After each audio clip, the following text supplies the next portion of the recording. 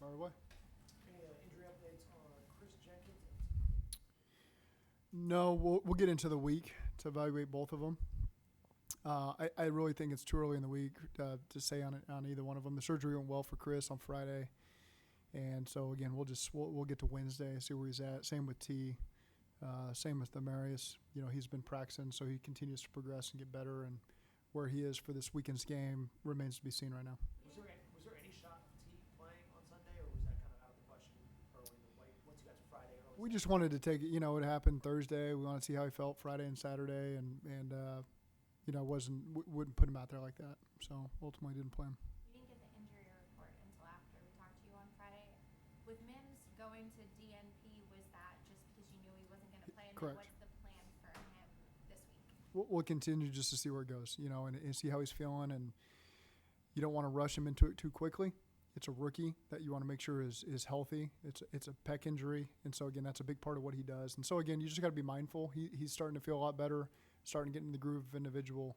We'll just again be very mindful before we bring him into full contact action. How did you feel like Trent Brown played this? Good. There was a play early in the game that he'd like to have back, but I thought he settled in. I thought the line as a whole gave us enough to win. They gave us good protection, good in the run game. We just didn't get really an opportunity to establish what we want to do. We had the one drive where we started to run the ball really well, and then we got the ball back with 8 minutes left, down 9, so turned into a pass game from there. But thought that they gave us enough to win the game. What would you say are the biggest improvements that need to be made to make the passing game more effective than it? We allowed them to dictate the game. We got down 10-0, then 13-0, and at halftime it was very clear it was going to be a limited possession game, and so then they get to dictate the flow. They get to play the coverage. They have a 2-score lead, and so you have to do a better job earlier in the game, really the first 3 possessions, gaining control, and so then you can dictate how the game's going to be played. And so it's as simple as that. We didn't give ourselves those opportunities early in the game in any phase, and so then you get in the second half and it turns into the game you didn't want to play. What did you think of Joe throwing the ball?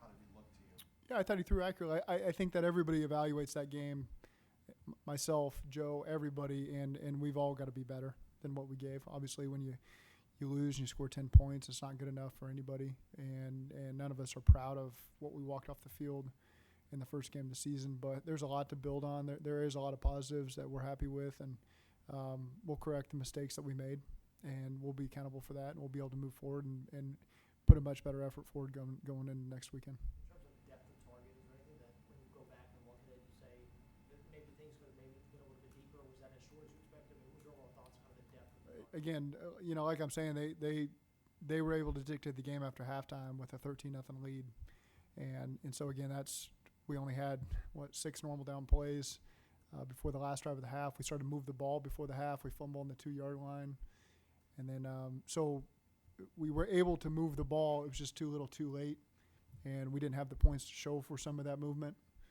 Fumbled in the end zone, got stopped on a 4th and 2, and so just again we didn't give ourselves the opportunities we needed to win the game. How do you define normal down? I don't think I've heard that term before. First, second down.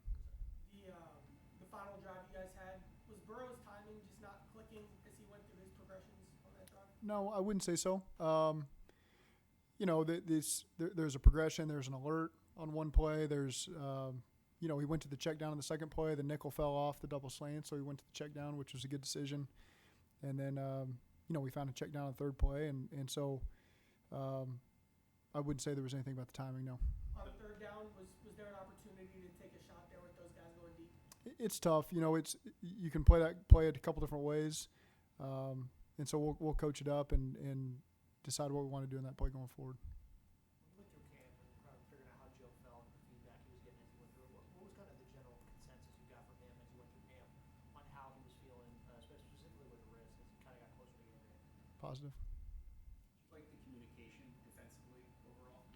I did. It's really, you look at defensively, it really came down to tackling. That's as simple as that. We gave up 80-something yards, after missed tackles. So there's a lot of clips where we've got it wired up, man. Guys are playing physical at the point of attack, and we just miss one tackle at the line of scrimmage to where it could be a TFL or a no-yard gain. And next thing you know, it pops out for, anywhere from 10 to 18 yards. And so there's a lot of clips where you freeze them and you say, this is a dead play. We're in great position. And then there's just a breakdown at the point of attack when we missed the tackle. And so I don't really feel like that was a communication issue. That was just we just got to do a better job at the point of attack, tackling, get them on the ground. And, again, those are things that I expect us to clean up moving forward. That's something you have to, I mean, maybe not to that extent, but something you just have to live with when you don't do live tackling in camp. Yeah, there's technique things, right? You can be in better body position. So and those are still things we work. They work every day on defense. We do one drill a week as a team, with ball carriers in space and having two defenders come at you and taking great angles as guys come to try to break you down. And so defensively, those are body position things that we work on and punching the ball free and all that stuff. So, again, what happened to me, what really was not an excuse for not tackling in training camp. It was just at the moment poor technique. Mars said we had to ask you about his amount of targets yesterday. Is it safe to say that with a full week of practice this week that he'll be back to his normal workload in a game, or are you still in a phase of having to get him ramped up? Oh, I think that's safe to say. How do you feel like when you go back and watch tape? How do you feel like he looks given everything that happened last week and then the illness on Saturday? Good. I thought it was good.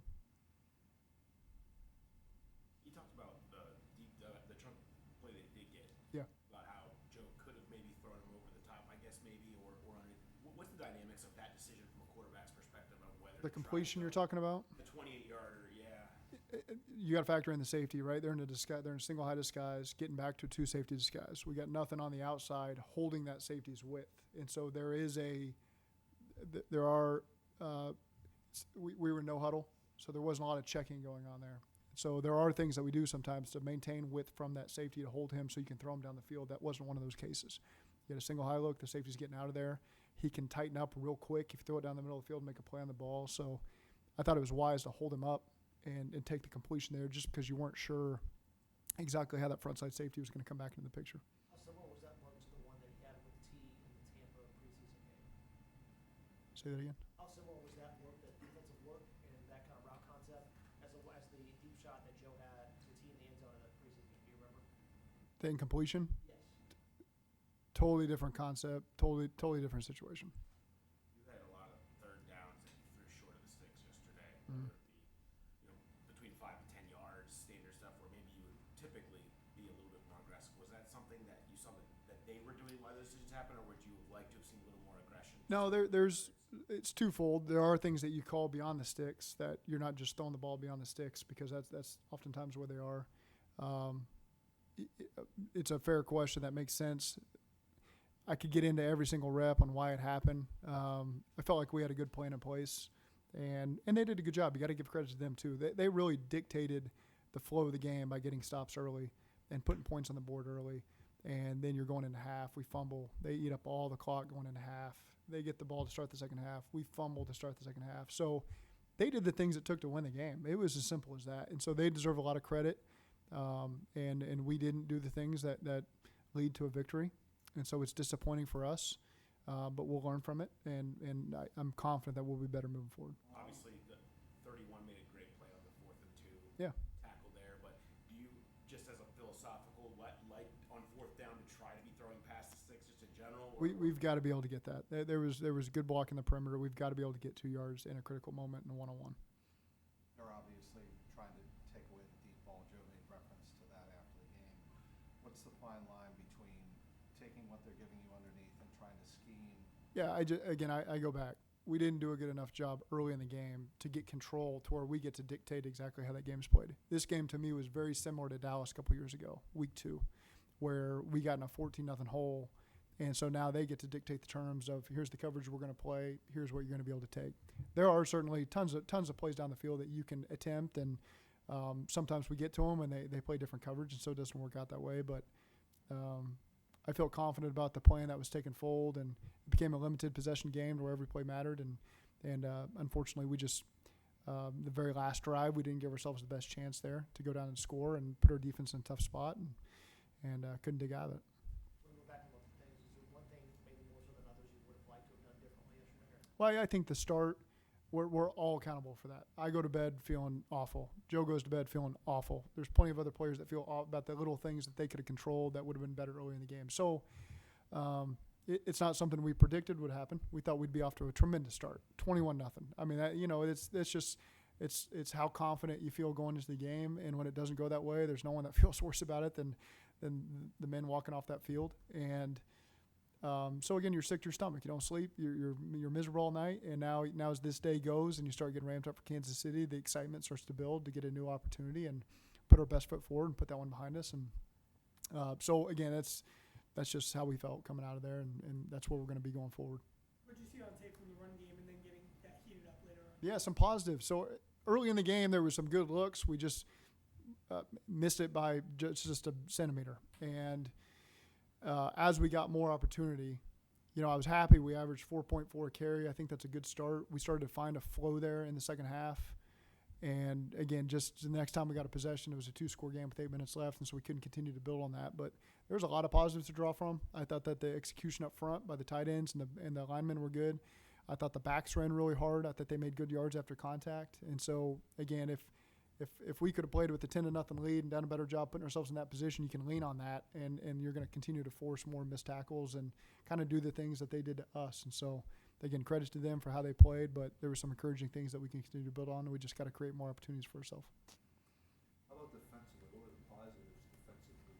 Did you think? There were times where, the third downs, we weren't to the threshold of where we wanted to stop them. The quarterback ran through and picked up a big one with his feet. But I thought there were some great times we were well matched in coverage and tight man coverage, and we're able to get turnover and downs there. And so, and there was a lot of things in the run game that were positive. It's just the emphasis is going to be on the missed tackles for those big plays. But there was plenty of plays where we did a great job being physical at the point of attack and shutting them down for minimal yards there. And so, again, more things that we can build on going forward. Okay, thank you.